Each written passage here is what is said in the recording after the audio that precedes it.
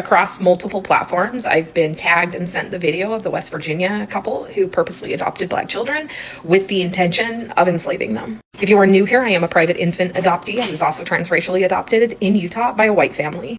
It's taken me days to sit with this story, to be able to talk about it, and it still creates a very strong emotional reaction to do so. I hate that it takes stories like this for society to tune in and recognize that there is a problem with adoption, especially transracial adoption of Black children in white homes. Just a few statistics to start off with adoptees. We are 8 times more likely to be murdered in our adoptive homes, 10 times more likely to be sexually abused by someone in our adoptive family. We want to commit suicide at a 4-time greater rate than kept bio kids, and we suffer mental health and substance abuse issues at double the rates of kept bio kids.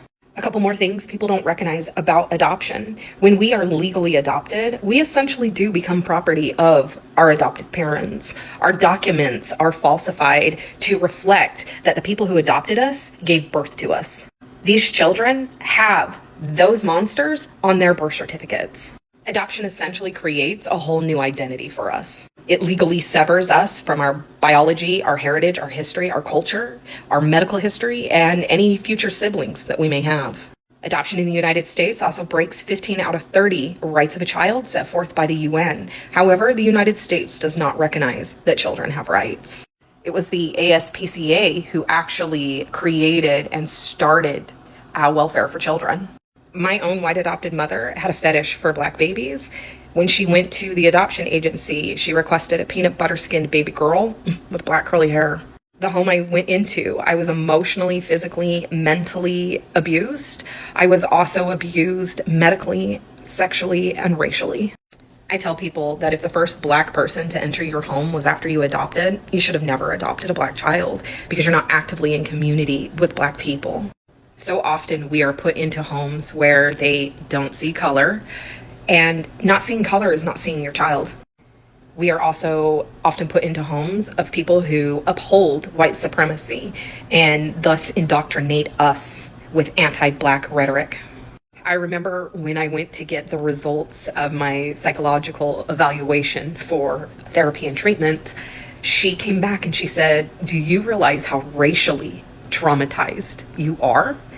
And I had to sit with that for a long time because it wasn't something that I recognized as a child or as an adult, that I was indeed racially abused.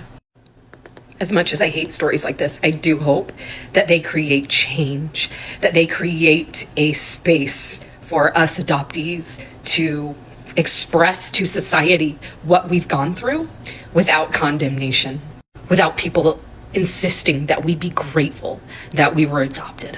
I can't imagine anyone telling these children that they should have been grateful for being adopted.